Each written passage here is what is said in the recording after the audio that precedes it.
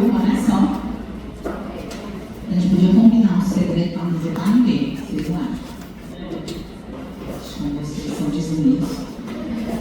Pessoal, a gente vai falar, eu vou me apresentar primeiro, não sei se alguém já me conhece, eu sou Lívia. Eu sou endocrinologista de formação e nutróloga, eu sou pobre, então você já.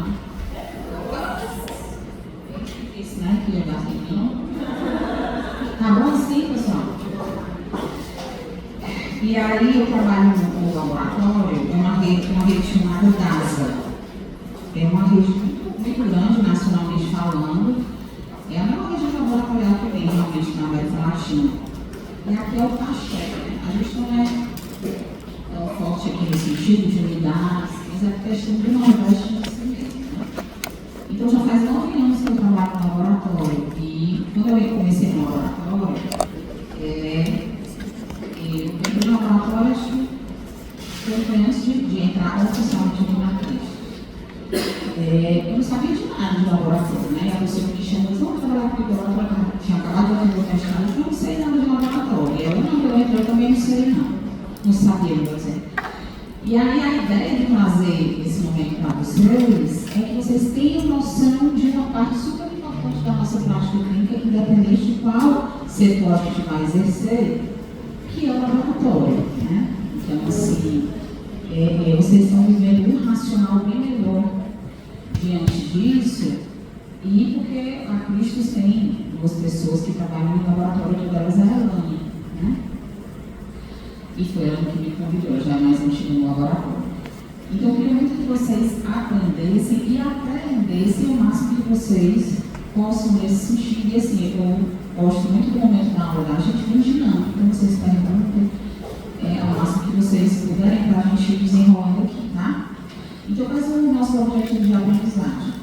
Conhecer noções gerais da atividade laboratorial, as etapas de realização da análise clínica, apesar de ser aquela parte, né? Laboratório de neurologia, que o clínico deve saber. Não adianta eu partir para algumas questões sem dar algumas noções básicas a vocês, que eu entendo que até hoje vocês não tiveram isso, né? Aula de laboratório.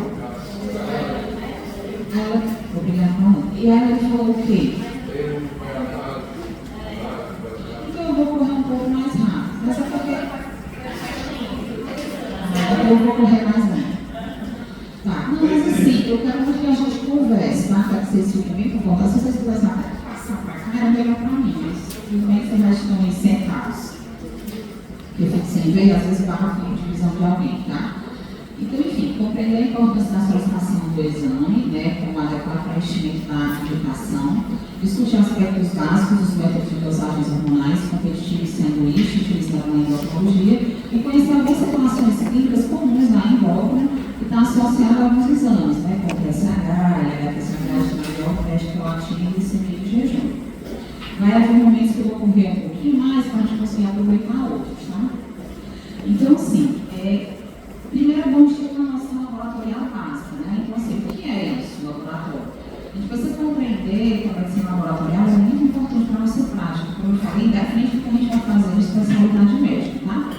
Até mesmo para a psiquiatria, que assim, algumas especialidades, até temática, que não teria tanto essa questão laboratorial, mas tem que ter mais, tá? Então, ter nuances laboratoriais básicas é muito importante para que o médico interprete adequadamente e parta para a sua conduta, né? E para a interpretação pertinente dos resultados, uma série de prerrogativas são necessárias, tá? Então, isso é que vocês tivessem em mente. E como é que se divide o laboratório? Se divide em 3 etapas: a etapa pré-analítica, analítica e a pós-analítica. O que é pré-análise, pessoal? É tudo que vem até quando a previsão chega a tempo do cara, tá? Tudo que vem antes, né? A análise é aquele momento que eu estou executando, que a gente vai conversar sobre isso, e a pós-análise é quando eu tenho o meu resultado, libera esse resultado e você, médico, visualiza. Isso é a fase pós-analítica. A fase pré-analítica é a etapa de monitorização mais complexa. Por quê? Porque ela depende muito do homem. Tudo que depende da gente, seres humanos, é um problema, né? Então é a etapa mais complexa e é a etapa onde a gente tem a maior parte dos erros. Quer ver? Basta a secretária ou a recepcionista registrar um exame errado. Pronto, já teve problema, né?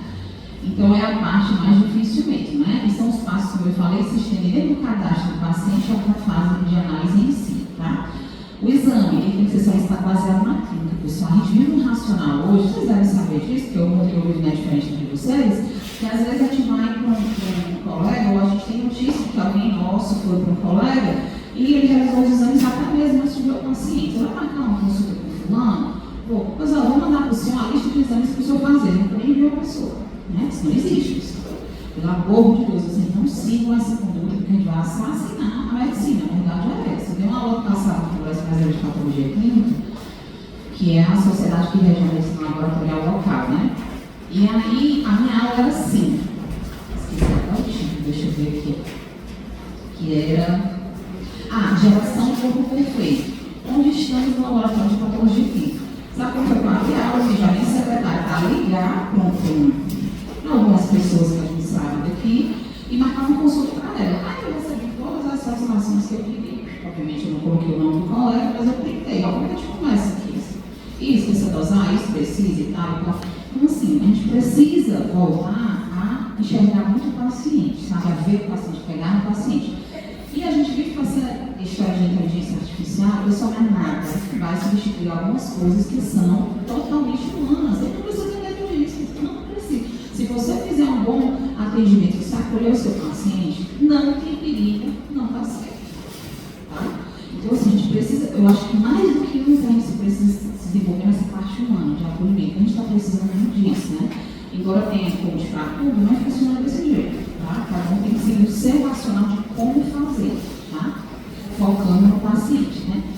E aí, assim, você tem que solicitar exame de acordo com o que você acha que é. Como eu estava dando aula, nós três, e a gente está falando sobre prolactinoma, né? Aí, existe um período que você deve ou não pedir a ressonância, a imagem, né? Se eu não achar mesmo que é prolactinoma, eu não solicito, porque 10% da população não tem adenoma profusário. Aí você pega uma prolactina qualquer, vou pedir a ressonância. Não investir, aí você está lá, com adenoma. O que você vai fazer agora? Né? Aí você vai voltar. Não, peraí, senhor, é que eu pedi antes isso aqui. Aí assim, eu vou ter que investigar, não funciona. Você só pode solicitar o que você sabe. Se você não sabe, liga, não tem nenhum problema. A categoria médica, isso eu não vou ficar mais falando, não, porque senão eu dou aula, mas assim, a categoria médica é muito, não todos, pessoal, mas muita gente tem vergonha de perguntar. Acha que não pode. Quem não pergunta não aprende, ponto. Se você não sabe, hoje você sabe, você esquece, pergunta de novo. A gente não pode fazer o que não sabe. Aí não pode, né? Então a gente tem que parar com esse mimimi. A gente precisa discutir com o laboratório. É quando eu falo, e o laboratório, doutor, quem é aqui pro médico? Deixa eu falar, fulano, é que eu estou com a dúvida aqui, né? Como é que eu faço isso? Não tem problema nenhum. Aprende a gente o que está perguntando. Conhecer os interferentes, né? Por exemplo, saber que se você come antes de fazer uma glicemia de jejum, você pode interferir, é uma coisa básica, mas muitas vezes a gente não está vendo, tá? Então, a parte do cadastro é mega importante. Você precisa cadastrar o exame correto, ver a idade do paciente, a data do nascimento e o sexo. O valor de referência é de acordo com o sexo, né? Em muitos exames. Então, se eu cadastro o sexo inadequado, eu vou ter um valor de referência liberado diferente. E todo dia, isso aqui não é um slide recente, e assim, hoje a gente tem isso um pouco menos frequente, porque a gente está muito informatizado, né? Mas em vários outros locais a gente ainda tem muito sistema manual. Então, quase todo dia eu recebi, doutora, você pode me ajudar com esse exame da primeira guia, porque eu não consigo entender. Então, se a gente escreve desse jeito, como é que você quer que o recepcionista entenda? Ninguém entende, né? Uma das primeiras vezes que eu apresentei isso aí, um aluno disse, professor, deixa eu tirar a foto do meu pai, senão fui eu que apresentei isso aqui. Então, assim, é um ginecologista, não era nem um exame, para vocês terem ideia, era um exame para laboratório. Né? Mas aí isso aqui mobiliza uma equipe toda. O paciente fica seguro, será que essa começa a confusão.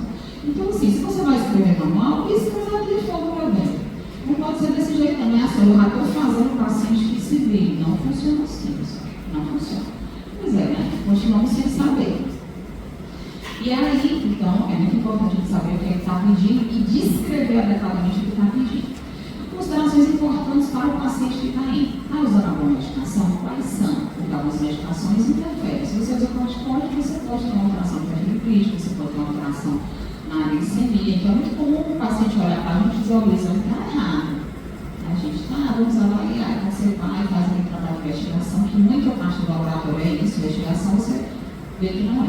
Jejum, se o paciente tem alguma patologia, se tem diabetes, se tem alguma outra doença que está usando alguma medicação que interfira, alguma doença autoimune, coisa nesse sentido, e fazer um ciclo menstrual. Eu dosar FSH não é um resultado, eu dosar no começo do ciclo é um resultado, eu dosar prolactina no final do ciclo é outro resultado. Então, se eu quero interpretar o meu resultado adequadamente, eu tenho que entender onde é que o meu paciente está. E é importante perguntar isso para ele, tá? Que tipo de amostra? Vai ser sangue? Vai ser soro? Vai ser sangue total? Né? Vai ser plasma? O garrochamento, né? Que é essa operação que a gente faz no braço. Eu vou usar quanto tempo? Se eu usar muito tempo, eu posso lesionar a tecido, aumentar a potássio, por exemplo. É um acesso real? É um acesso arterial? É um acesso venoso? O paciente se estressou muito na coleta? Hoje a gente tem bem menos interferente, mas é um fator importante. Precisa de repouso? Quase não precisa de repouso, tá? E o estresse na coleta interfere? Na maioria dos exames hoje não interfere, tá? Mas não vale eu coletar, por exemplo, um líquor, um tubo de urina. Eu tenho que saber o que eu estou fazendo. E se eu não sei, eu pergunto. Agora para cá para dar esse suporte. Pois não. Esse? Esse aí. 12 horas de jejum, para todas as álcool e não, na verdade a gente vai falar sobre isso, tá? Hoje quase nenhum exame precisa de jejum. Quase nenhum. Por exemplo, a gente não precisa. Precisa você fazer se o paciente está em uma terapia que você sabe que interfere no triglicérides. Ou ele está em, por exemplo, acompanhamento com pancreatite, para que precisa de glicose. Quase nada precisa. Precisa de insulina, precisa de glicose. Se você não souber, o paciente tem diabetes. Tá? Por exemplo, eu tenho diabetes tipo 1 já há 32 anos. Por isso que eu quando eu vou coletar exame, muitas vezes eu como. E bom, agora eu digo que eu estou em jejum, mas isso que eu vou interpretar para você. Porque o jejum não interfere na glicada. Entendeu? Então, é melhor não correr risco de fazer uma aí, porque eu sei o que eu estou fazendo. Então, assim, o paciente é do interior, ele tem diabetes, eu não sei como está, só como eu no laboratório, você não sabe que tem diabetes, você vai guiar, se guiar para a glicemia isolada? Não vai. Né? Então, por isso que a gente precisa ter conhecimento, a gente usar o conhecimento do nosso benefício do paciente. Então, pouquíssimos exames precisam. Então, filipídico não é obrigatório, insulina, glicose, uma colesteria monte. Algumas vitaminas, mas no geral, quase nenhum. Tá? Por quê? Porque os métodos laboratoriais melhoraram muito. Um exame que precisa ser em jejum e tem uma explicação fisiológica para isso também, testosterona. Porque quando a gente se alimenta, a gente interfere na liberação da produção da testosterona. Aí você pode ter um valor mais baixo por causa disso, tá? Então a testo junto com a insulina, os outros hormônios que precisa do jejum, tá? A criança, o que eu posso falar hoje? Criança você não vai com 12 horas, né? Tá mamando, são 3 horas, tá aumentando, tá? Mas esse racional, até hoje você chega no laboratório, aí eles às vezes não fazem exame, porque o paciente não está no jejum. Aí muitos pacientes não mentem, mas mentem porque eu estou dizendo, porque se eu for explicar, o pessoal não vai entender, ó, tem esse racional, então tem essa questão, tá? Isso aqui é só para vocês verem que cada tubo tem o seu bom, né? Por exemplo, esse tubo aqui é para a gente coletar a parte de sangue, aí eu vou coletar, é para fazer a avaliação de coagulograma. Então não dá para pegar o material da PTP, não está aqui, eu tenho que saber, né? O que é que eu estou fazendo. Isso aqui, obviamente, não são vocês que têm que saber, é só vocês entenderem que fazem parte da medicina laboratorial. Eu quero uma cultura, eu quero cultura panaeróbica, são culturas específicas e tem essa questão da coloração ligada ao que ele faz. Aquele cinzinho, o fluor, ele é muito bom para a glicose. Aqui, a gente tem que ter sempre atenção no preparo, armazenamento e transporte. Por exemplo, a CTH, que é um hormônio super lábil, eu tenho que coletar, centrifugar e congelar, porque se eu não congelar, ele perde a estabilidade. Você tem que saber disso, porque muitas vezes quando você vai avaliar, poxa, eu suspeito que esse paciente tem coxa central e esse ACTH está tão baixo, você tem que pensar, será que a amostra foi armazenada da forma correta? Né? Então você tem que ter esse conhecimento, porque senão você já marca o seu diagnóstico ali no começo. Então, alguns exames têm que ser centrifugados logo, congelados, em gelo seco, por exemplo, armazenados e transportados em temperatura adequada. Se eu coleto uma urina e eu vou entregar, coleto urina 8 horas da manhã e vou entregar 5 horas da tarde, vou correr, você é demais. Eu trabalho no hospital público também, no GDF, lá é uma confusão. Porque eu resolvi agora barrar alguns exames e o pessoal fica com raiva, eu não faço direito, porque eu não tenho como liberar um resultado que eu confio se a minha amostra não é confiável. Né? Então, isso é muito importante. A estabilidade da amostra, essa questão se eu guardei ou não guardei adequadamente, os reagentes que são usados para a execução dos exames, eles têm todo um controle, né, de temperatura, e a soroteca é assim. Todo laboratório, eu recomendo que ele guarde o exame, por exemplo. Você coleta o exame hoje, o ideal é que pelo menos fique armazenado ali uma semana, porque se você é médico ou você paciente me ligar e questionar, eu tenho que a amostra passe de novo na plataforma. Então a gente tem que guardar. Até mesmo porque às vezes há um acréscimo posterior, tá? Mas nem todo laboratório consegue fazer muito isso por causa do espaço físico mesmo, né? E sobre a necessidade de jejum, né? Aí hoje, justamente, existe bem a necessidade de jejum. Isso é muito importante porque a conveniência, né? O paciente quer ir para o tratamento, ele pode coletar, né? Então ele não deixa para coletar no outro dia. O paciente infarta de noite, não vai coletar perfil lipídico? Por quê? Não vai explicar isso, né? Tem que coletar. Antigamente não era assim. A gente coletava depois, a gente já pegava outros valores, né, que não são do momento do V0 do evento, tá? Tempo de espera, né? Então, assim, hoje, se for todo mundo ao mesmo horário no laboratório que é de manhã, sobrecarrega, né? Risco, né? Paciente com diabetes, fazer hipoglicemia, jejum em crianças. Então, hoje o jejum a gente tem que questionar. Em relação ao laboratório, pico de horário, logístico, né? Muito fácil funcionário naquele horário, muitas vezes que você consegue ter isso, e isso sobrecarrega muito a espera do paciente. Médico, se o paciente demora menos a fazer exame, ele leva em consideração a fisiologia e o jejum para poder indicar ou não indicar, e existe uma ligação científica para isso, como eu falei. Na maior parte do tempo, não está em jejum, né? Então, começam a ser feitos estudos baseados nisso, né? Então, o que é que se orienta em jejum em relação ao perfil lipídico, tá? Triglicéridos acima de 440, se você faz uma dosagem isolada, se vocês quiserem bater, podem bater, mas eu vou mandar aqui para vocês, tá? Mas eu acho bom guardar uma caixinha só das peças. Pesca não para prova, pessoal, tá bom? Eu peço por jardim. Esse triglicéridos acima de 440, por exemplo, você faz seu exame dá acima de 440. Aí eu ligo para você, senhor, o seu triglicéridos é um pouco mais elevado, eu não tenho muito como te dar um resultado adequado dos outros marcadores. Então, aí eu oriento o jejum, tá? E é direito do paciente não pagar de novo, tá? Se eu estou seguindo para uma hiperglicemia importante, o paciente está se recuperando de pancreatite, né? Você está usando alguma droga que utiliza, que interfere no tri, o principal interferente é o triglicerídeo. E se eu preciso de jejum para outro exame, por exemplo, eu vou usar uma insulina, né? Que não tem muita vontade de usar jejum, mas o pessoal vive usando, tá?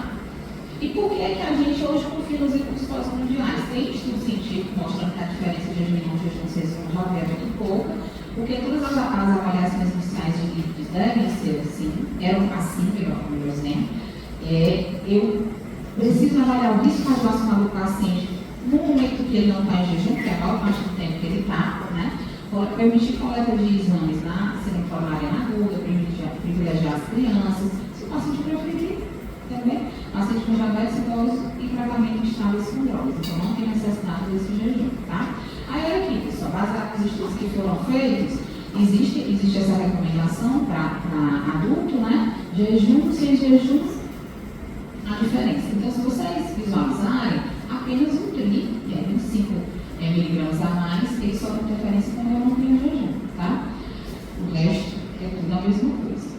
Isso aqui, não sei se vocês sabem, mas esse baixo, intermediário alto, muito alto, relacionado ao risco cardiovascular do paciente. Por exemplo, quem tem diabetes já tem um risco cardiovascular elevado. Então, se ele tem um risco cardiovascular elevado, o LDL dele, alvo que eu quero, é menor que 70. Só para vocês não confundirem isso aqui, tá? Porque assim, essa tabela é meio ruim, porque assim, menor do que 130, parece que o paciente tem baixo risco, né? Mas não é o contrário. Ele tem um baixo risco, eu tenho que deixar o LDL menor do que 130.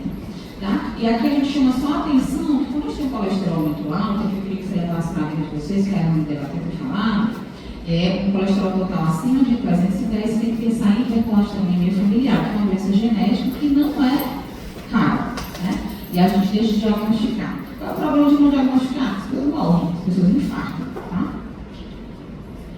E aqui eu prefiro que da criança, né? Que é um alvo menor e a diferença no tri também é menor, tá?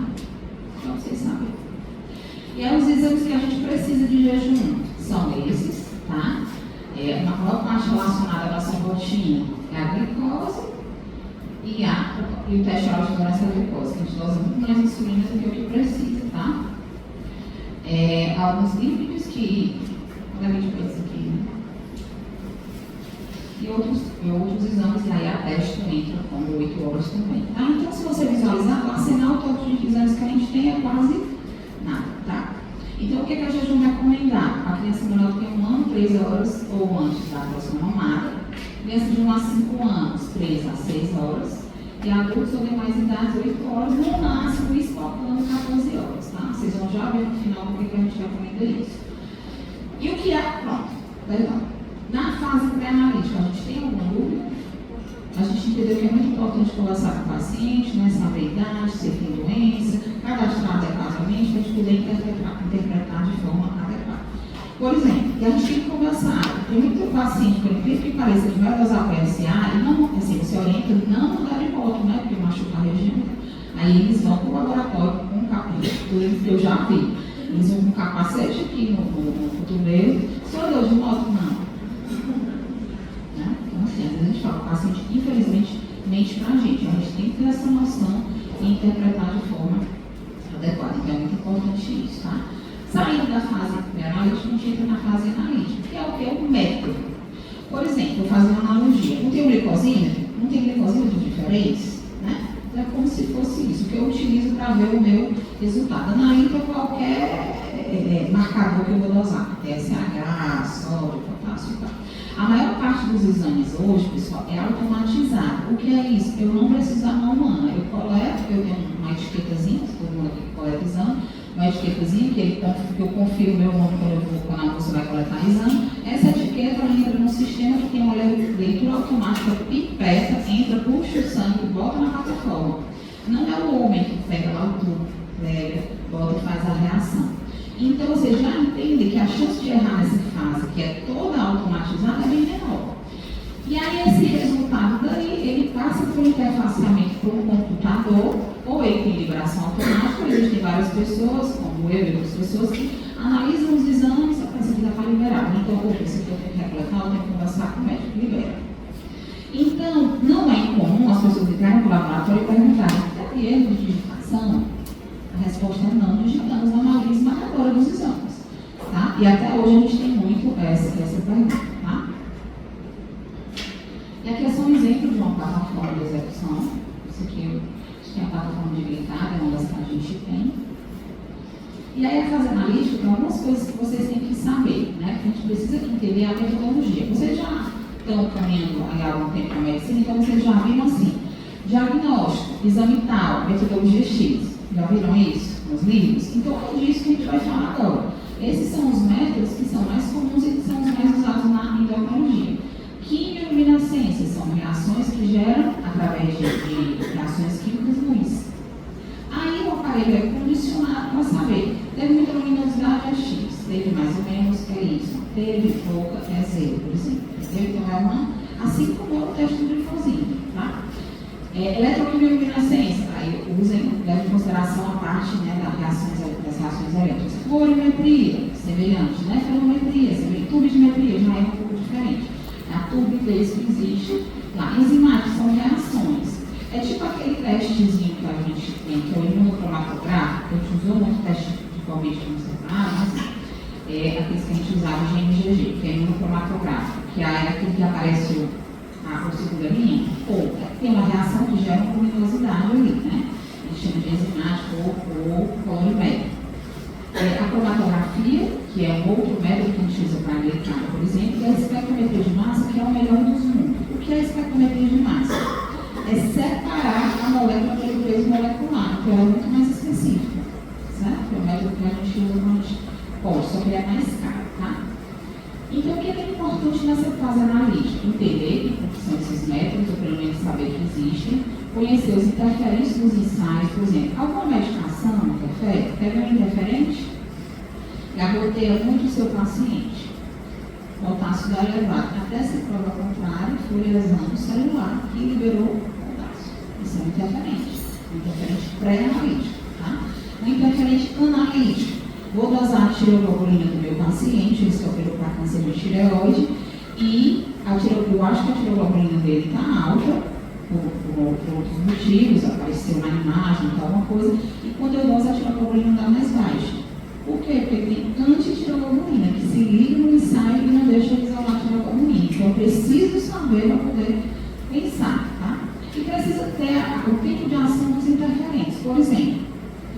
Se eu estou com triglicerídeo muito elevado, uma das suspeitas é que eu estou com digestão muito elevada de álcool. Aí o que você faz?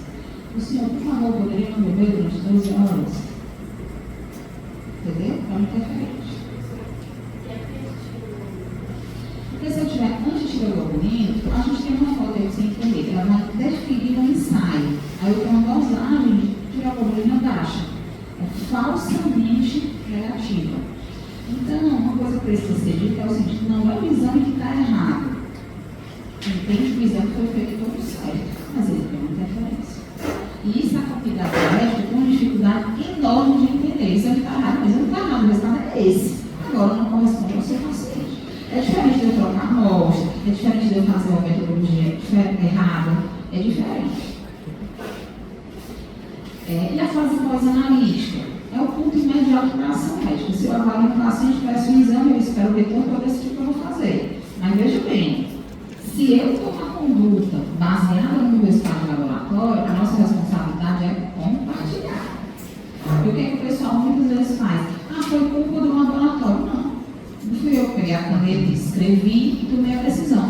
Se você validou o meu resultado, a responsabilidade é sua também. Eu faço sempre essa ameaça individual para vocês se aproximarem do laboratório. Porque às vezes a gente toma uma atitude inadequada com o paciente porque a gente não validou isso.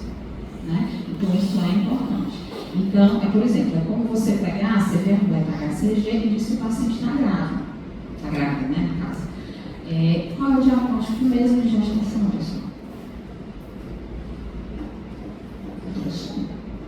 Eu posso ter outras causas de elevação do banco. Né? Então, assim, a gente precisa começar a refletir sobre essas coisas, tá? Então, eu represento o ponto imediato na ação médica, você precisa ter particularidade para interpretar. Na compreensão dos resultados hormonais, a gente precisa entender que a maioria dos exames é pulsátil. Por exemplo, GH. Eu acho que vocês já sabem que a gente não fica pedindo GH para a criança para avaliar crescimento. Porque o GH ele pulsa muito. Se eu pegar uma dióxido, vai ter que tratar seu filho, porque o GH da criança é baixo. Então, assassinando, tá embora. A gente pede qual? IGF-1, IGF-PP3 são estáveis. Algumas situações a gente dosa GH sim, mas nesse caso não. Então, não é incomum a gente pegar, tá? Variação de acordo com o horário do dia, né? Então, TSH varia de acordo com o dia, testosterona, por isso que é recomendado usar de manhã, que ela está mais baixo, prolactina, uma série de exames. Então, eu vou mostrar depois um caso para vocês vão entender porque eu estou chamando a atenção disso, tá? Então, a gente pode citar, isso só para conhecimento de vocês, hormônios que eles flutuam, né? TSH, cortisol, GH, testo e SB, por exemplo, tem outros, tá?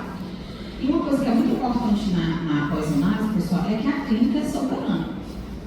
A clínica é soberana, então você tem que ver o seu paciente, entender o seu paciente. Você não deve validar sem realmente saber o que você está fazendo. Os exames, eles são complementares, eles não definem conduta. Uma análise é interativa em algumas situações. Se eu acho, por exemplo, eu vejo uma glicemia de um paciente de 301, glicário de 5,1, 5,2, pô, tá estranho, né? Não, doutor, eu estava no final, fui de voltinha e fiz, vamos pedir outra colega para discutir, vamos ver o que vai acontecer. Então você precisa validar esse resultado, tá? E interpretar adequadamente valores de referência. A gente tem um problema muito grande, sabe? Por exemplo, a testosterona. Eu queria fazer um trabalho com teste, não sei que outros, mas é assim. A gente não tem valor de referência de testosterona na nossa população. É utilizado ou o que o kit recomenda, tá? O kit é o que vai para usar no laboratório, ou de guidelines. Por exemplo, onde a gente for o diagnóstico de diabetes é glicemia maior ou igual a 126 em 2 momentos, né? Ou então 2 exames alterados na coleta só. Porque isso é pactuado mundialmente. Então, se você pega o valor de referência de um laboratório que diz que é 121, o laboratório está errado. Né? Mas muitos exames não. Quer ver? Vocês começam a olhar os exames dos pacientes de vocês e da família. A ureia é um pouquinho mais alta, mais baixa, porque depende do kit de execução. Só que para você passar, por exemplo, se a gente pegasse aqui, todos nós, tirássemos todo mundo que tem problema de saúde, a gente teria uma população saudável, vamos estudar qual é o valor de referência para aquela população saudável. Aí você, os alunos da Uniclinic de tanto a quantos anos, tiramos os pacientes que têm alteração, o valor de referência, por exemplo, da ureia é entre 35 e 40. Pronto, nós traçamos o perfil de normalidade da nossa população. E porque gasta, porque dá trabalho, mas estão validando alguns protocolos, algumas ferramentas que em breve vão fazer isso. Baseado nisso, tem outro racional que é importante. Se você faz um exame no laboratório, você parte da premissa que é um laboratório de referência, porque ele tem, por exemplo, não tem aqui a faculdade, ela tem, né, acreditações, os laboratórios também têm. Então, quando você vai para o laboratório, você precisa ver se o laboratório é acreditado, por exemplo, o laboratório normal, que é da Sociedade Brasileira de Patologia Clínica. Se ele for, ele é um laboratório confiável. Por quê? Porque para ele ter aquela acreditação, ele precisa passar por uma série de etapas. Então, o mínimo que ele faz. Então, eu vou confiar nesse resultado. Tá? Então, isso é importante também. Então, você tem que levar em consideração quando você vai avaliar valores de referência disso. Tá? Por que alguns resultados não têm valor de referência? Porque não tem. Ninguém estudou. Né? Então, por isso que você tem que saber o que você está solicitando. Na IDOC, a gente pega muito isso. Quer dosagem de 11 deoxicol, 30 minutos depois do ACTH. Aí a gente fica, sim, que não está com nada. Valor de referência. Aí o colega liga, não, eu queria saber que não existe. O seu solicitou por quê?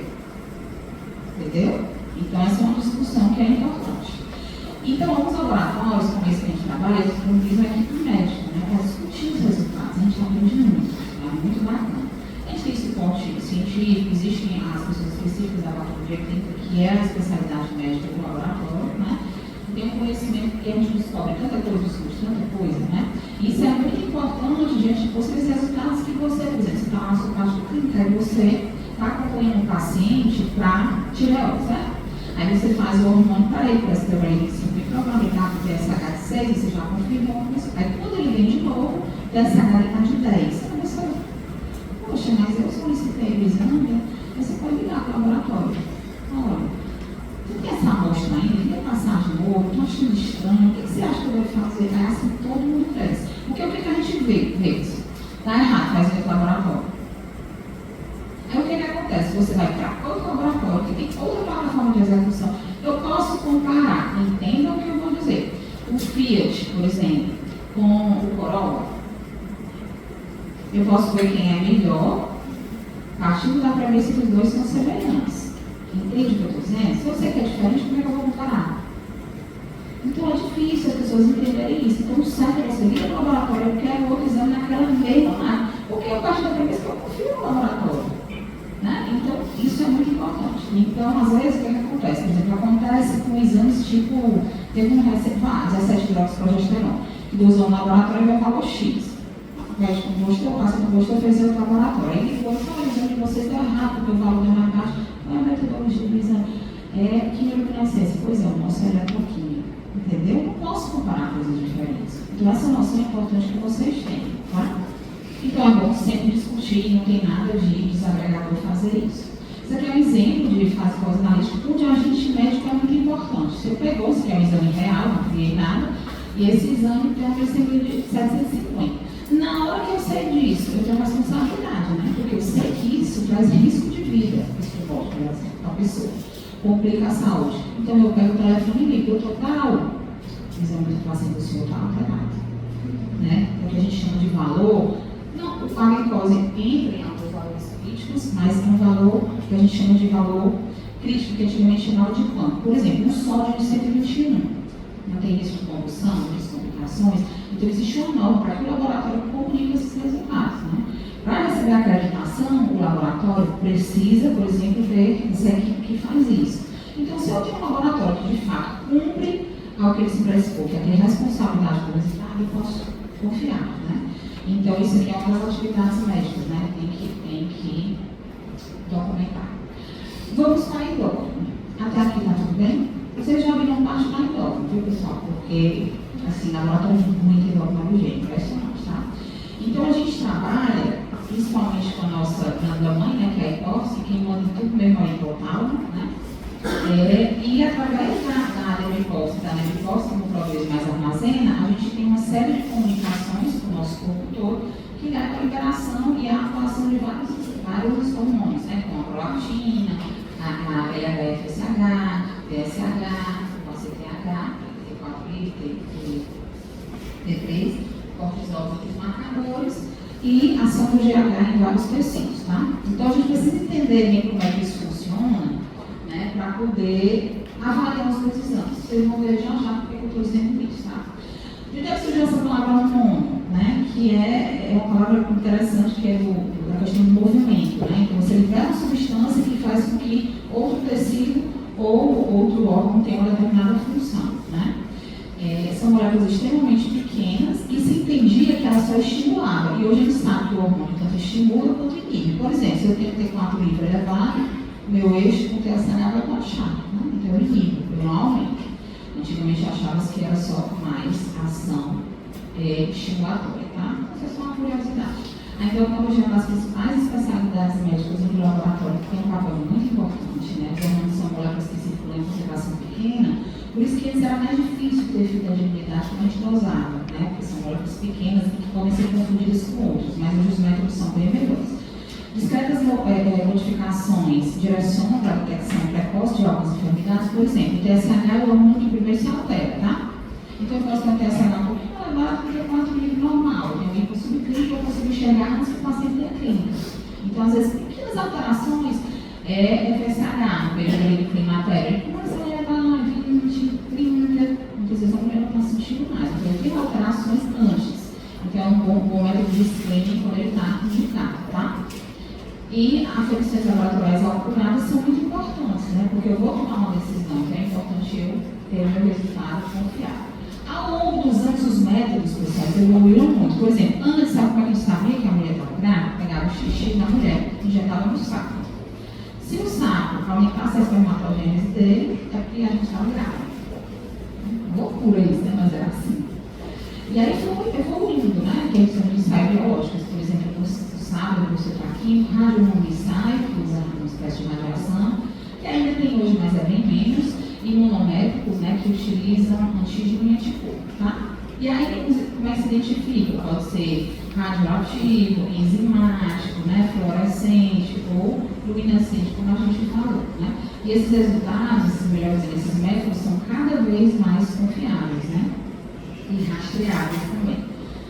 Por que eu falo de rastreabilidade? Lembra que eu falei da etiqueta? Aquele paciente tem um número, tipo, botar no sistema e ver onde é que ele está. Ele está na unidade, ele está na plataforma, ele já foi liberado, né? Então eu sei onde está a minha bola, está na sorotega. Então é o que a gente chama de rastreabilidade. E os ensaios hormonais, a grande maioria deles, eles são ensaios utilizados baseados em antígeno e anticorpo, tá? E aí é importante a gente entender isso, é o que a gente chama de imunoensaios, tá? Aqui é um exemplo, esse aqui foi um capítulo que eu escrevi, um exemplo de ensaio competitivo. O que é um ensaio competitivo, pessoal? Eu junto o meu soro com o meu kit de execução do exame e eu tenho uma placa com um anticorpo que vai reconhecer esse meu analítico, tá? E aí eu deixo no instante de repouso, depois eu lavo, porque ela vai derramar mesmo, derrama, vai ficar preso só que está ligado, certo? E a gente tem o marcador, né? E tem alguns desses marcadores que é o meu kit, marcado, que a gente chama como um revelador. Aí ele entra no processo, por exemplo, quimiluminescência. Quando eu faço a leitura, isso aqui, e tem a reação, isso aqui vai jogar uma luminosidade. Quando ele joga uma luminosidade, lembra daquela correspondência que eu disse? Iluminou muito, dosagem X, iluminou pouco, dosagem Y, né? E no competitivo, a diferença é que é o seguinte, se eu brilho muito, é porque eu tenho menos o meu mesmo. Vocês entendem isso? Exatamente. Eu tenho tão pouco meu que entrou muito do kit. Aí ele brilha muito. Então é um ensaio ao contrário. Eu tenho muita luminosidade, porque eu tenho, na verdade, pouco meu marcador. Entendeu? Isso é importante para algumas coisas. Ele pode ser, ou então, sanduíche. O que é sanduíche? O meu anticorpo revelador, que aqui em cima ele se ligava direto aqui no ensaio contínuo sanduíche, ele vai se ligar no meu analítico e vai se ligar na placa. Então, aqui, o raciocínio é inverso. Se eu brilho muito, é porque eu tenho muito ele, porque ele só vai aparecer se eu estiver ligado a ele, certo? Por que esses ensaios são assim? Quando eu tenho uma molécula um pouco maior, eu consigo fazer isso aqui. Quando ela é menor, não consigo de jeito nenhum, porque não tem espaço físico, tá? Por que os kits são diferentes? Vocês já ouviram falar um termo chamado epítopo? Né? identifica, né, ali. Então, uma mesma molécula, ela tem epítetos diferentes. A indústria X usa para esse epíteto, a indústria Y utiliza para outro. Então, os ensaios são diferentes. Pode ser que um ensaio é melhor que o outro. Por isso que não vale ficar fazendo em outros locais. Tem que escolher um e fazer ali. Como é que é chamado isso aqui? É chamada fase histórica, porque é o meu anticorpo mãe, que a gente chama, né? Aqui eu vou identificar, por exemplo, PSH, uma outra molécula, e aqui é do meu kit também, que é o marcador, né? O revelador. É o que a gente chama de imunissário sanduíche. Sanduíche porque é uma molécula no meio, ele é como se fosse um recheio. Você tem um anticorpo específico, tem um hormônio, tem um anticorpo marcado e um complexo. Anticorpo antígeno e um anticorpo marcado, tá? Todo mundo entendeu isso? Eu não cobro isso, tá, pessoal? Eu já botei outras vezes, mas não botei dessa vez, só para vocês ficarem tranquilos, mas isso é uma noção super importante, tá? Para vocês verem. E os ensaios hormonais, eles são sujeitos, como a gente falou, a interferências, né? Que vão gerar dúvidas, né? Então a gente tem que saber quais são os interferências mais comuns. E se a gente não sabe, liga para o laboratório. E o que são interferentes? São componentes da amostra que podem influenciar naquela molécula que eu estou dosando. Ele pode ser dependente ou não do analítico. Quando é que não depende? Por exemplo, hemólise, muita lipemia, por exemplo. Quando eu tenho um nível de triglicerídeo muito elevado, eu não consigo dosar o meu LDL, não doso outros marcadores, como por exemplo, a vitamina D. Por quê? Quando a gente está na piscina, a piscina está muito suja. Quando a gente baixa, a gente chega muito pouco, né? É a mesma coisa. Quando eu tenho muito lipídio, a luz não passa de eu não consigo. Então, eu não consigo dosar aquilo com segurança. Aí se libera um asteriscozinho e escreve. Análise não executada devido à lipemia. Tá? Só para vocês já chegaram a ver, mas é isso que acontece. Atrapalha o exame. Aí você tem que ligar para o médico e dizer, baixa o triglicerídeo, trata esse teu paciente e vamos dosar de novo. Por enquanto, a gente não consegue liberar. Isso é a fase pré-analítica, mas ela pode ser analítica. Por exemplo, reação cruzada. Existem coisas que têm epítetos parecidos, no caso, por exemplo, do anticorpo da tireoide. Aí ele pode se ligar no lugar de ser a tireoglobulina e dar um resultado falso. Aí são interferências do próprio paciente, ali do sangue mesmo do paciente, que a gente chama de interferente analítico, tá? Mensagens importantes, pessoal. A interpretação adequada dos resultados laboratoriais é muito importante para a condição médica. O conhecimento acerca do uso de medicações e outras drogas, o horário da coleta e outros fatores que são do próprio paciente, bem como a compreensão básica do laboratório é muito importante, por isso que a gente está discutindo isso agora. E o diálogo próximo, né, que a gente tenta fazer com todo mundo ligado a essa área, né? É muito importante com o médico do laboratório, né, para a gente poder discutir, crescer, por exemplo. Tem uma interferência que vocês vão ver mais tarde, aí no decorrer da aula, que é da biotina. Só se descobriu isso que o médico ligou e disse, olha, lá no tireoide, esse paciente está com uma hormônio da tireoide alterado, laboratorialmente ele tem hipertireoidismo e ele não tem nada. É o hipertireoidismo gritante que ele não tem nada. O que foi? Vamos ver. Olha, tudo indica que a coleta foi tudo ok. Vamos fazer o seguinte, vamos coletar de novo, coleta de novo. Aí eu vou fazer o seguinte, eu vou dosar no meu laboratório e vou dosar no laboratório do meu amigo. Seria a mesma coisa. É do paciente mesmo e tem um resultado que não corresponde à clínica. Qual é o interferente? Aí saiu procurando, descobrindo que a biotina, que a gente vai ver, interfere. Muitas vezes a gente descobre as coisas assim, né? Então por isso que é importante esse diálogo, tá? Vocês entenderam, pessoal, tá aqui? Alguém tem alguma dúvida? Isso é super importante, tá? E na endócrina, especificamente, vamos para algumas questões, para casos clínicos. Quero ouvir vocês, tá? Vamos para o primeiro caso. Eu tenho um paciente de 62 anos, ele foi encaminhado pelo clínico. O endócrino dá uma opinião em relação à glicemia que esse paciente tinha alterado. Aí assim, o paciente procurou o médico com garganta mal preventivo, não tinha queixos, sem uso de medicações, desadequado, não tinha nada. Olha, eu vim aqui, eu queria fazer aquele velho bom checagem. Aí veio essa glicemia. E aí? Basicamente, vou escutar a passada. Então, vou mudar mais alto, gente. Não, mas está certíssimo. É isso mesmo. Quando a gente tem um jejum prolongado, o nosso fígado começa a liberar glicose, porque ele converte o glicogênio, certo? Em glicose. Então, isso é super importante. Então, por isso que o laboratório está com tempo de jejum. Aí por isso que o paciente pode me estimulando, né? Pode me estimular, a gente orienta, mas quando a gente não orienta, não dá certo. Aí se você pega um cara, uma pessoa, um médico que não tem essa informação, nós trabalhamos com esse meio de jejum alterado. Vou passar aqui, médico, essa confusão, né? Você já conduz o paciente outro dia. Mas eu gosto sempre de botar coisas importantes para vocês sempre conferirem. O nome do paciente, que obviamente não botei, idade, o sexo e a data que foi coletado esse exame ou que ele foi liberado, por exemplo. Isso é muito importante. Eu já fiz a evolução do paciente, quando cheguei no final de eita, é de outro paciente, o exame. Acontece.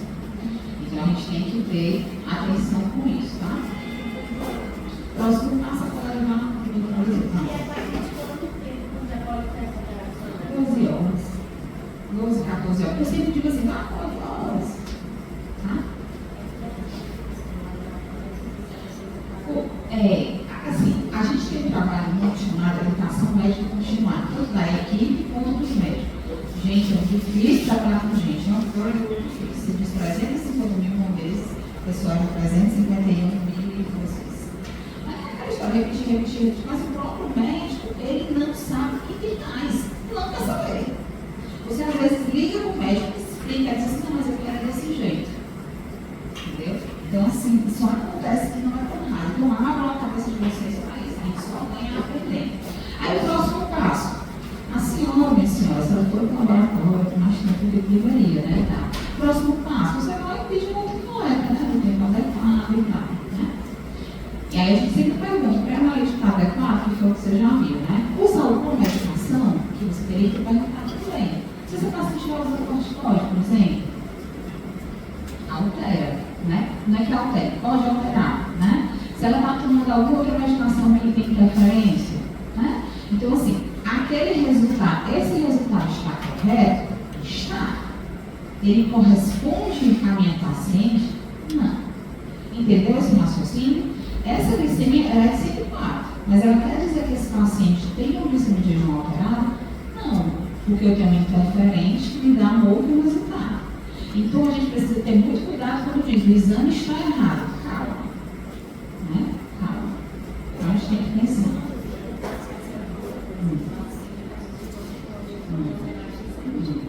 Aí a pessoa chega e diz no laboratório, mas quando é que vai apresentar esse resultado, por exemplo? Não, aí, assim, na verdade, o médico tem que validar isso. Entende onde é que o médico fecha? Porque, assim, você que tem que saber se o seu paciente está usando corticoide. A gente no laboratório pergunta, porque quando a gente tem dúvida, a gente vai lá cortar isso aqui. Entendeu? Mas o médico tem que saber. Quer dizer, esse paciente está usando corticoide e está com alteração glicêmica. Ele é diabético, ele tem pré-diabetes? Não, ele está naquele momento que ele está naquela circunstância. Mas a gente médico tem que saber. Certo? É como você usar antibiótico que tem açúcar para a criança que tem diabetes. A glicemia está descontrolada. É estável assim? Não, foi o que você usou que interferiu. Claro, a gente tem que ajustar, mas, entendeu? Realmente sim. Pode até ser. Cara, ele ficou mais de 12 horas, mas eu vou dosar 8 horas dele. Pode ser. Mas aí, eu tenho certeza do que eu estou dizendo agora. Entendeu? Novo colega? Sim, novo colega. Pela idade, não sei o que, pode até ser, né? Mas a gente sempre tem que perguntar. Outro caso, muito bem. Outro caso, paciente de 34 anos feminina procurou um médico, encaminhado do gineco, para avaliar o estiver de Ana depois que ela pediu uns exames para essa pessoa no período de pré-concepção. Essa paciente foi uma paciente minha que é até amiga da minha irmã. Aí ela me ligou, na verdade. Ela usou a bem em outros locais. Ligou com comorbidades, uso de medicamentos, exame físico boazinha. Estava só querendo se preparar para engravidar. Aí veio esse resultado, pessoal. Então, essa eu já conferiu o nome, conferiu o horário, e tal. Aí ela mora no Rio. Que é essa rádio 6,6. E aí?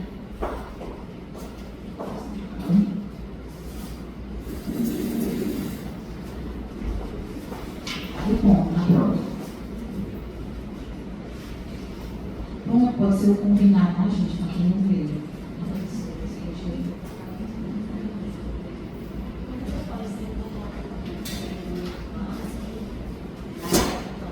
Não. Como é que o suplemento tem também com interferir no TSH?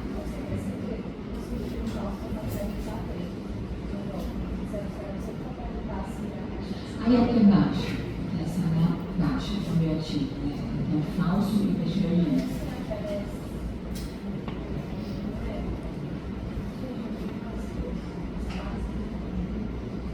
Mas ela faz a biotina, aí baixa, mas ela tem que ir para baixo. Alguns outros, vocês vão já ver uma tabela aqui. Alguns outros medicamentos interferem, por exemplo, amiodarona, né?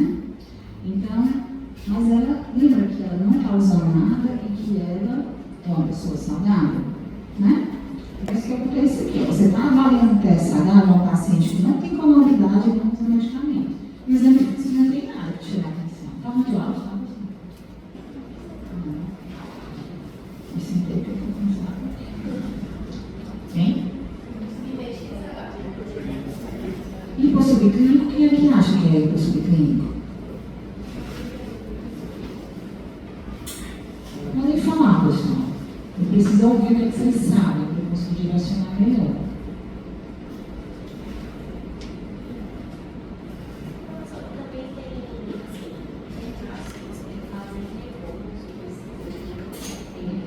O repouso hoje é raramente utilizado. Porque assim, os ensaios eles melhoraram muito. Então, alguns fatores interferentes eles deixaram de acontecer, de existir. Um desses exames é a prolactina. O pessoal ainda pede até hoje, prolactina com repouso. Tem vários trabalhos mostrando que a interferência é mínima. Então, para que você vai deixar o paciente deitado meia hora se não interfere? Tá? Então, não interfere. Você pode ter um estresse aumentando, porque essa tem uma história que eu sempre conto, que é, geralmente eu não entro nas minhas histórias, às vezes eu invento, mas a maioria das vezes não. É uma criança, filha de um médico, foi filho de um médico, é desse jeito, vocês vão ver quando vocês estiverem trabalhando com isso. E aí eu fazia prova funcional do CASTEC, são testes de estímulo, e esse menino precisava de um teste de estímulo com GH. Só não deu certo. Funcionava, o menino perdeu o acesso. Funcionava, perdeu o acesso. Aí o menino estressado, idosa logo esse GH desse menino aí. Ele estava fazendo um exame para avaliar a decisão de hormônio do GH. Ele estava tão estressado que o GH já chegou o teste, nem precisa fazer.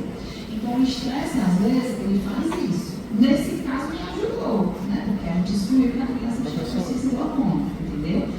Mas não tem problema de olhar mais adequado, né? Então, assim, você tem que interpretar. Aumentar a glicemia, aumenta, mas não a ponto de mudar o diagnóstico.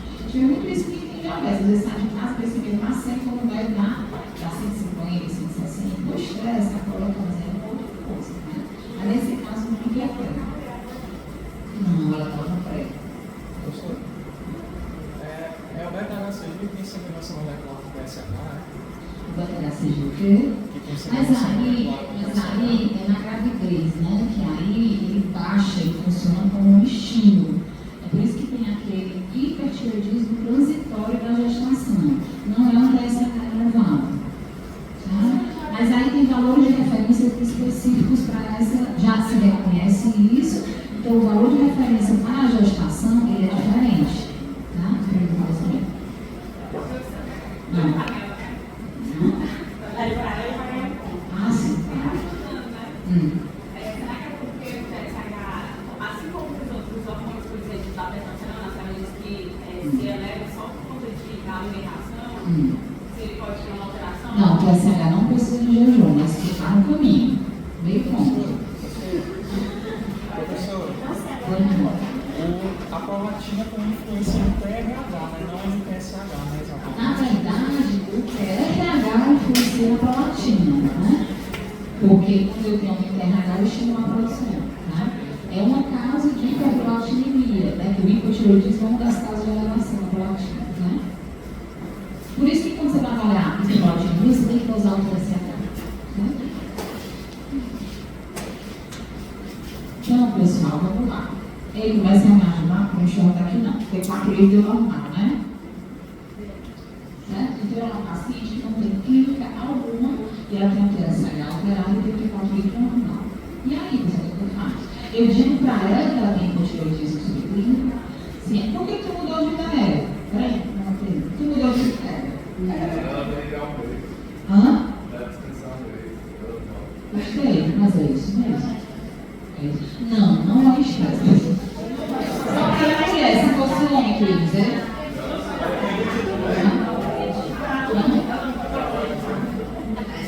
Não, a gente recomenda que faça a dosagem de manhã mesmo. E sempre a gente recomenda que faça o mesmo horário, que pode variar, e como nem todo mundo sabe interpretar, mas pensa na pode ser dosagem de tarde, desde que você sabe interpretar. É a dosagem de manhã, é o que eu estou achando. Não, não pode pensar. Pediram para eu repetir, É, mas eu vou errar. Vai dar assim. Aí tudo errado. Bom, aí assim, vamos só, antes de dizer o que a gente vai fazer, só relembrar como é o nosso eixo, né? A gente tem o hipotálamo, que manda em tudo, estimulando o TRH, que vai estimular a nossa área hipófise a produzir o TSH. O TSH vem da topografia da tireoide e pede para a tireoide fazer os hormônios tireoidianos. Eles são transferidos no meio sanguíneo pela proteína que faz esse carregamento, T4 livre, T3, volta para o feedback negativo no hipotálamo e vai ter esse controle. De cima para baixo, ele é um feedback positivo. É só para a gente lembrar que os exames eles conversam entre si. Quando eu tenho um TSH alterado, eu espero que o T4 livre esteja alterado. Nem sempre está. Eu posso cair naquela parte laboratorial que, por definição, é o subclínico hiper ou hipo, né? Mas, em geral, eles conversam entre si. Por exemplo, se eu tenho uma vitamina D baixa, eu olho, por exemplo, para o meio. Desculpa, se eu tenho um PTH elevado, que eu usei para algum tipo, eu preciso olhar minha vitamina D. Porque se ela estiver baixa, eu posso ter um hiperpara secundário, a carência de vitamina D, certo? Então, eles têm que conversar entre si. Se eu tenho um PTH elevado, tenho uma vitamina D elevada, eu tenho que investigar outra causa, estou hiperprimário, é o que a gente chama de exames conversando entre si. Isso é muito importante na endócrina, tá? E aí, pessoal, é o seguinte, o TSH é um dos exames mais confiáveis que eu tenho. Quando ligo para o laboratório, questionar o TSH, no começo, eu fico, ai meu Deus, agora eu não quero nada, quero que você realmente provar o contrário. É o primeiro exame a ser solicitado. Se você vai avaliar a tireoide de um paciente, o exame chama-se TSH, porque ele é o primeiro que altera, o último que normaliza. E na maioria das vezes ele vai repercutir que uma doença central é bem mais rara. E olha aqui, o TSH apresenta níveis mais elevados pela manhã e variação em mais de 50% ao longo do dia. E pode apresentar uma variação intra-individual, chega na verdade a 50%, ocasionando resultados mais elevados ou mais baixos em distintas dosagens. Então, esse TSH não diz nada para mim. Tá? Então, e a gente não raramente vê alguém pega e começa a falar, será que tem engravidar? Mas peraí, vou dar uma mãe. Tá? Então, a gente tem que fazer o quê? O que o colega ali orientou. A gente vai esperar e vai repetir o exame, tá? Só para a gente ter uma pesquinha aqui básica, né? A gente primeiro gosta sempre do TSH e a gente tem esse fluxo à esquerda, no centro e à direita. O TSH deu normal, ok. Função normal, que é esse prova contrário. O TSH deu alto, eu preciso olhar para o T4 livre. Ele deu baixo, eu tenho uma hipofunção. Ele deu normal, eu tenho uma hipossubclínica. Ele deu alto, eu posso ter um tumor ou resistência à ação hormonal. Por outro lado, se ele tem um TSH baixo, e eu tiver um T4 livre baixo, eu tenho uma função secundária, né? Não funciona aqui, não vai funcionar aqui. Se ele está normal, eu tenho um hipersubclínico, e se eu tenho um TSH baixo com T4 livre alto, eu tenho uma hiperfunção tireoidiana. Por que vai ter uma hiperfunção? Aí eu tenho que investigar, porque existe aquela diferença de diagnóstico sindrômico e de diagnóstico etiológico. Certo? A recomendação é em torno de 3 meses. A gente acaba pedindo ali por 8 semanas, né? Mas é a recomendação de 3 a 6 meses. Aí, ó, ela dosou depois, eu acho que foi mais de 3 meses, que é o que o TSH dela. Só que aí, como ela queria engravidar, pessoal, ela aproveitou e pediu logo os anticorpos, né? Porque a gente estava em situações que com o TSH, mesmo normal, anticorpo positivo, se o paciente tiver queixa de dificuldade de engravidar, a gente trata, tá? Então, eu gravei com o TSH, depois não, a menina nasceu, eu tive que atualizar essa aula e vou para foto da menina, fui procurar. A menina nasceu, ela não usou nada na gravidez, super saudável, o TSH completamente normal, a gente acompanhou também. Então, vocês entendem que esse conhecimento muda completamente o que eu digo para o paciente? Sim, professor, mas essa não diz porque esse TSH alterou. A resposta é similar. Por quê? Porque pode ser uma série de coisas. Quer ver uma virose? Eu tenho uma virose, então você TSH. Né? Você tem um período de mais estresse. Mas esse estresse é uma coisa bem maior. Mas é um estresse doença mesmo, é internamento, é outra coisa. Você pode ter uma avaliação do TSH. Algumas medicações, muitas vezes o paciente nem lembra, tá? Então a recomendação é essa que eu falei para vocês. Aqui é uma lista de coisas que podem aumentar o TSH ou diminuir, tá? Isso aqui fica de pesca mesmo. Beta-bloqueador, bromifeno, um bocado de coisa que interfere aumentando o TSH, sem dizer que a tireoide, sem implicar que a tireoide está doente. Né? Então, isso aí, quantas pessoas tomam domperidona? Entendeu? Então, assim, a gente tem que ter muito cuidado com o que fala, tá? Em relação a resultados. Aqui é o resto, tem outras coisas, pode aumentar ou diminuir, depende. Tá entendido essa parte? Esse conceito é um dos mais importantes que eu queria que vocês tivessem, tá? Caso 3. Paciente de sexo masculino, 26 anos, tinha morbidade nenhuma e não tinha uso de medicamento. É procurar a opinião do endócrino encaminhar pelo uro para avaliar o resultado do laboratório da testosterona, sem queixas clínicas. Qual é o primeiro erro aqui? Não, é isso mesmo. Eu posso ficar pedindo testosterona, não, pessoal. Não é. Hoje virou moda da moda. Não é. Por quê? Porque às vezes eu crio um problema, cada um tem o seu valor, e a validação da testosterona é diante de quadro clínico, tá? Aí, eu atesto dele. Né? Deu 233, o valor de referência aqui, isso é o último guideline que tem para adulto, que foi um estudo realizado com a população europeia e americana, ou seja, não é da gente, mas que validou que adultos, se eu não me engano, de 39 a 59 anos, o valor normal da testosterona é de 241 a 827, 900, né? Não, é 800, é porque aí é o percentil 5. E aí? Olha o doutor que vem aqui, porque tá aqui minha caixa. Agora, pessoal. Eu quero usar, né? O pessoal que quer usar. Eu quero te comprar. Tem que ser a sua receita, eu venho aqui só pressão, né? Dá o seu aqui. Eu comprava no enorme. E as pessoas correm, mas eu não tô vendo. E aí? Ele trabalha 2 pontos.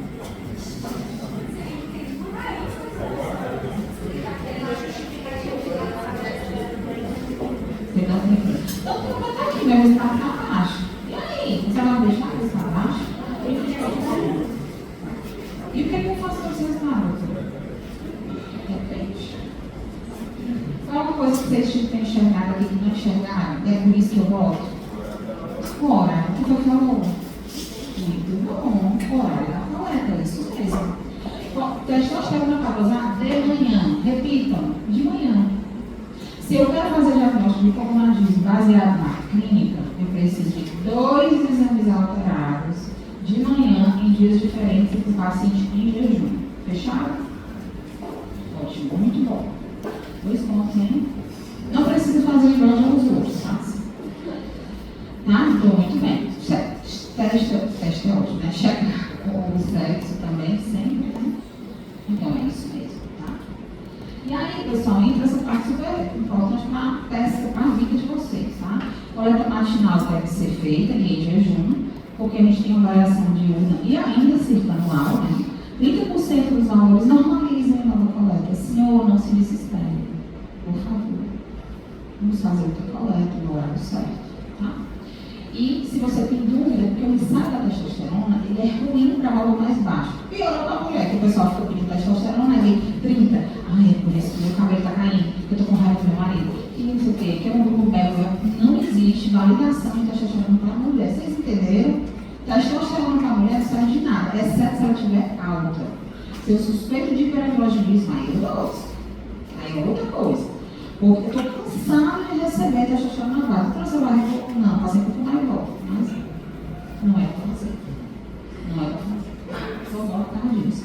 E na reposição hormonal ligada ao climatério, o que é que está mais associado à libido? Vai 4. A libido, o que é? Estrógeno. Espaço positivo. Estrógeno, é isso mesmo. Ele trabalha, nós não sabemos o que é estrógeno. Quando eu for falar da minha opinião, eu vou dizer essa é a minha opinião. Então é isso mesmo. Tem trabalho que pegou um grupo de mulheres, deu testosterona para uma e outra deu estradiol. A de lá está usando estradiol também. Porque este equilíbrio ruim, aumenta o estradiol potencializa. Então, né? A gente precisa ver isso. Muito bem, pessoal, muito bem. Próximo caso, paciente feminina de 25 anos para o próximo médico para fazer as exames gerais com clínica. Ela tinha queixa de taquicardia, instabilidade do humor, emagrecimento. E dentre outros exames, que não estavam alterados, ela trouxe um TSH de 0,1 e o T4 de 1,4. TSH está abaixo e o T4 está normal. Não sei se ele falou de diferença. Mas para perguntar dele não, para saber se você.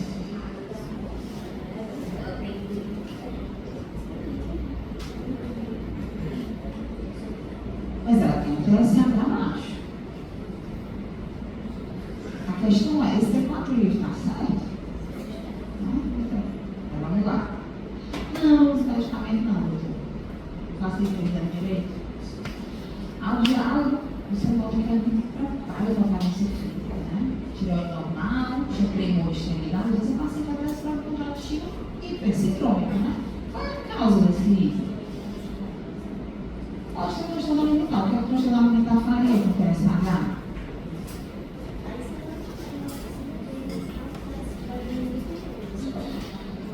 Como é? Não, vai fazer o que com TSH? Não. Depender do quadro pode, mas não vai ser. Baixar não quer dizer clínica. Exatamente.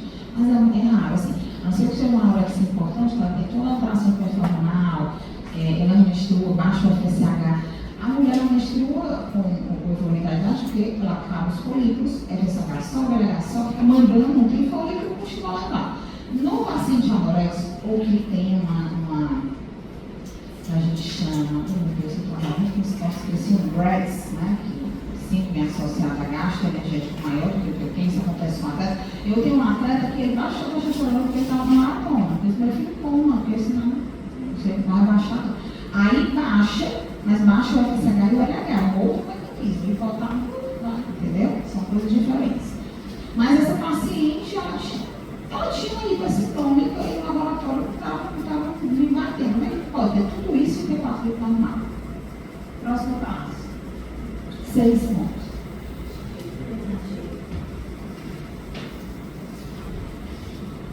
Aí a gente solicitou novos exames, pessoal. Aí o TSH confirmou, de qualquer maneira, eu fiz novamente, o 4 livre normal, anticorpo negativo, cistografia da tireoide nem captada. Olha aí, tomando T3 vai aparecer. Entendeu? Aí, estou dizendo que está errado. Tá não. É o que vai chegar. Tá? Então acontece, pessoal, e não é errado. Está tudo errado, eu quero ter botado esse negócio antes. Mas é porque as pessoas não entendem que vitamina é remédio. Não, às vezes o paciente nem. Eu te falo, muita gente toma medicação, os manipulados, e não diz que é medicamento. Entendeu? Vitamina, pessoal, dependendo da dose que você está fazendo, é medicamento. Tá? Joga os azólicos de hormônio tireoidiano, ninguém acerta. Mas é difícil. Paciente de sexo feminino 31 anos procurar auxílio médico para endócrino, encaminhado no gineco para avaliar exames laboratoriais, consulta de rotina. Não tinha queixa. Aí trouxe o TSH de 0,05 e o T4 de 2,8. Isso aqui vocês já sabem, porque eu já entreguei.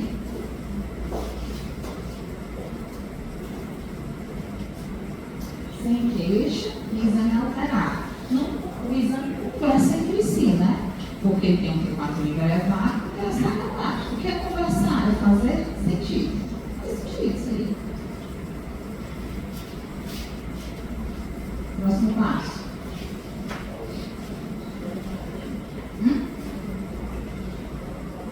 Nova coleta laboratorial com resultados semelhantes. Após extensa investigação, o paciente fazer uso de hormônio líquido, assim se descobriu que ela já vai reproduzir a questão da biotina. A biotina é uma vitamina super utilizada, né? A gente está cansado de usar biotina, cai unha, ou quebra a unha, ou usa assim. E às vezes não é isso, o pessoal consegue dormir melhor e se hidratar melhor, né? A gente vem com solução final, né? Tem que dar uma passada. Por que a biotina é tão importante? em mais de 50% dos imunoensaios tem a biotina, porque ela estabiliza a streptomidina que está ali no meu ensaio, que é para minha placa, vocês vão já ver. Então, o método de aferição laboratorial que utiliza anticorpos para quantificar os analíticos como hormônios. Aí tem esse sistema de biotina e streptomidina que tem alta afinidade para estado. O que ele faz? Ele fixa o anticorpo na placa. Tá? Ele fixa os imunocomplexos na fase sólida, né? Que vai separar os reagentes livres de ligados. Né? Aí tem uma orientação para você não terem que decorar nada, é assim. Se eu tomo vitamina, tomo. Então, para de usar sintomas por 3 dias e vem colocar. Porque assim, na plataforma da Rocha, a orientação é só suspender 8 horas. Mas aí você vai para a plataforma, suspende 3 dias e manda o paciente dosar novamente. Então, o paciente tem que ser questionado e orientado, tá? Então, a biotina ela pode simular diversas patologias, porque ela está presente em muitos ensaios. Hipertiroidismo, tumor ovariano, secretor de estrógeno, intoxicação por vitamina D, doença óssea, adinâmica na insuficiência renal e para policirúrgica. Tudo isso é interferência. Como é que acontece essa interferência? É isso aqui, pessoal.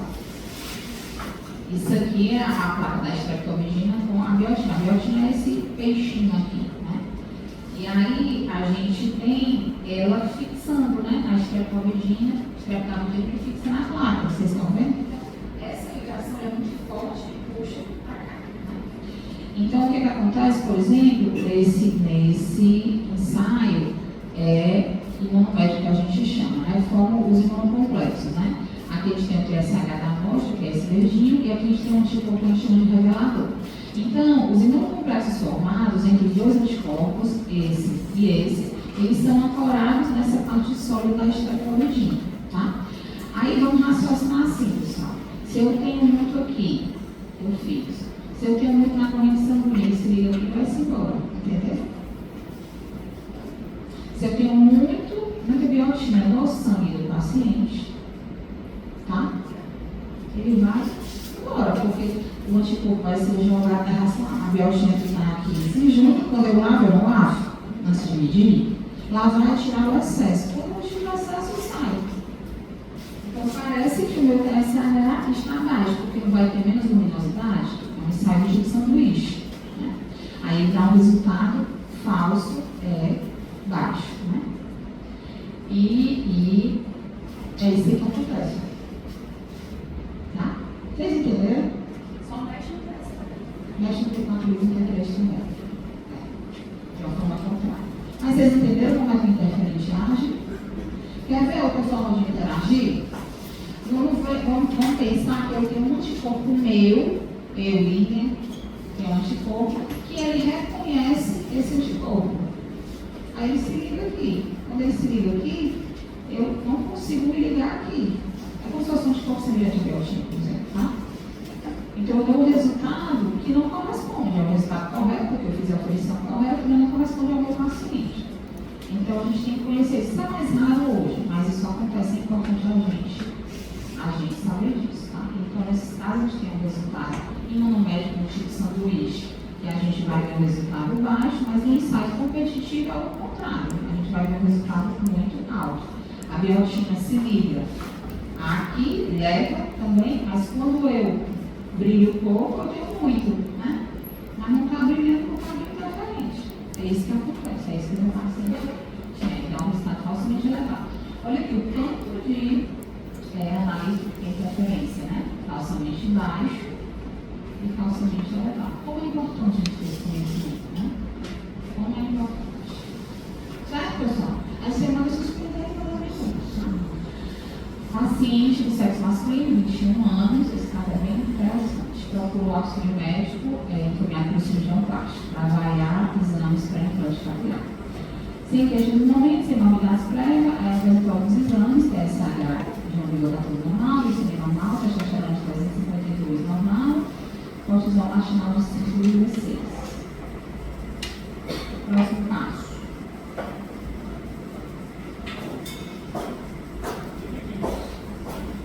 O que vocês acham?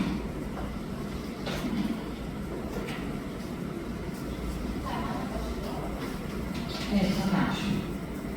Na época, o valor de referência que era utilizado, ele era maior. A gente tinha um valor mais baixo.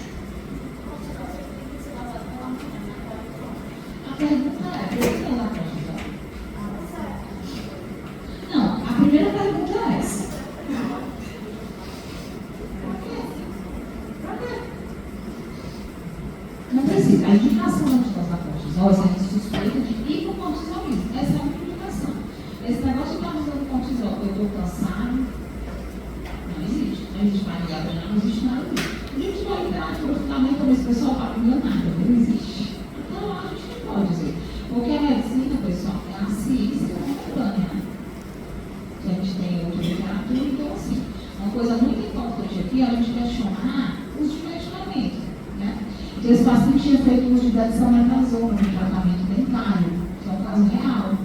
No dia anterior, ele tinha, na verdade, ele vinha 2 dias tomando. E a dexametasona, ela entra como corticoide exógeno, suprime a produção do corticoide endógeno e o método laboratorial não consegue dosar a dexa. Por isso que a dexa é usada quando você quer excluir hipercortisolismo. Já ouviu falar daquele teste, 1 miligrama de dexametasona é por causa disso. Porque se você dá, e mesmo assim o cortisol está elevado, é porque o paciente tem uma produção elevada interna, não inibiu. Entendeu? Então, nesse caso, era isso aí, né? Então, ela não era detectada por um método que aí dá um resultado qualquer, interpretação fica errada, tá? Não sei se são diagnosticados. Paciente sexo feminino, 28 anos, procurar auxílio médico endócrino, encaminhada da dermato por quadro de irregularidade menstrual, cefaleia e lactorreia, há cerca de 4 meses. Não tinha comorbidades, nem usava medicamentos, exame de presença de lactorreia bilateral. Aí trouxe esses exames, TSH-3, prolactina 56, é um pouquinho acima do valor de referência, tá? Glicemia 93, FSH e RH normais. Normais não, está baixo para a fase de reserva. Então, ela tem uma queixa clínica, né? Não menstrua, tem cefaleia e lactorreia e tem essa prolactina discretamente elevada.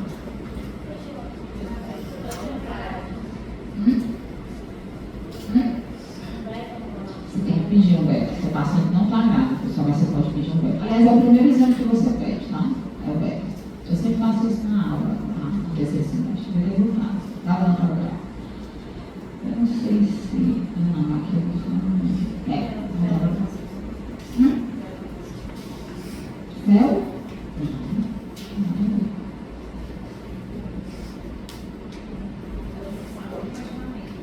Hã?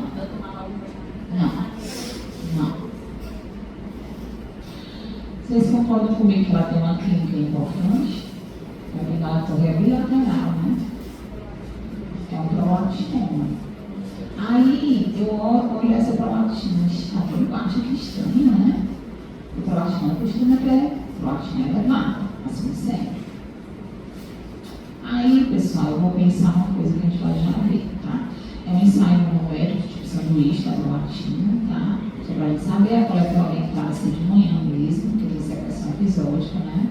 E os níveis aferidos podem se apresentar acima do valor de referência, por exemplo, a descrição da prolactina do nada vai dar um pouquinho alterado, não quer dizer nada, mas aí algumas vezes as pessoas valorizam. Você deve repetir se você está com outra suspeição e o repouso, aquilo que a colega falou. Ocasionalmente pode influenciar muito pouco, então a gente não pede mais o paciente ficar em repouso não, tá? Aí você pensa em gestação, como vocês pensaram, uso de medicamentos e prolactinoma, né? Gestação é a principal causa fisiológica, uso de medicamentos é a segunda principal causa, e a prolactinoma é a principal causa patológica, né? E aí, só para a gente lembrar, é importante solicitar o VETA, que é um solicito de propósito mesmo, né? Seja certo. Uso de medicamento, né? Procinex, são medicamentos bem comuns. Eu estava na conversa passada, uma colega entrou em contato comigo, Lilian, tu quer então, ela é patologista. Mulher, eu estou começando com aquela correia que já fez, ela já está menopausada, inclusive e tal.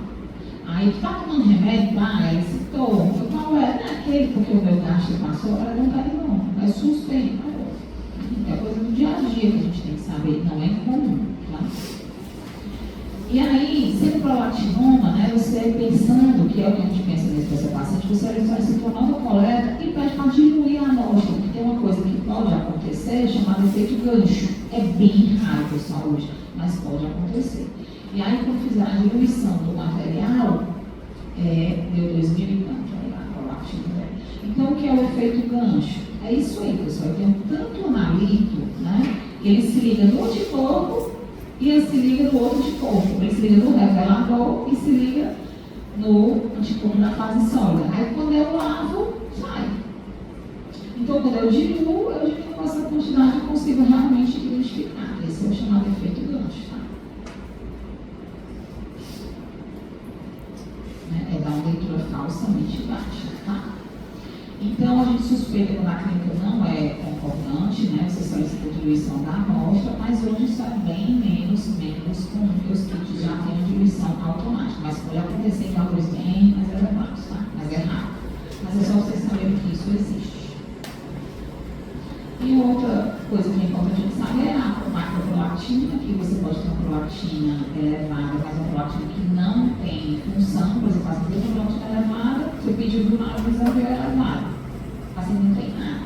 Uma das coisas que pode ser a macroprolactina, que é a prolactina que não tem função.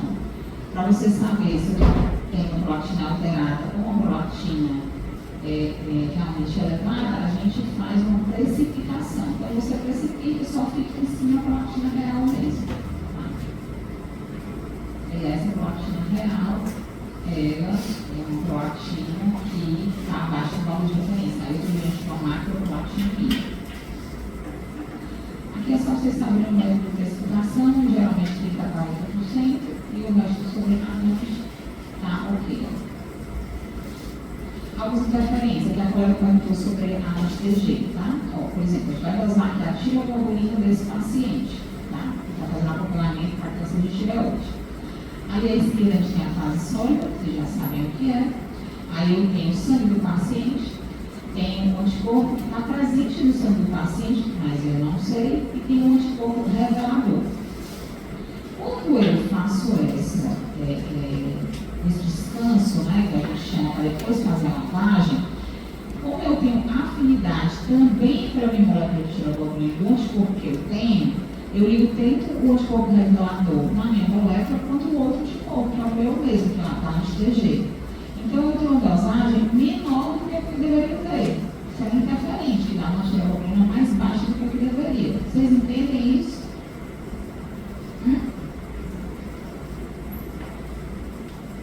Então, o resultado falso. Como é que eu resolvo isso? Eu posso dosar por espectrometria de massa, que é uma outra metodologia que individualiza a molécula pelo peso molecular. Então, é bem melhor.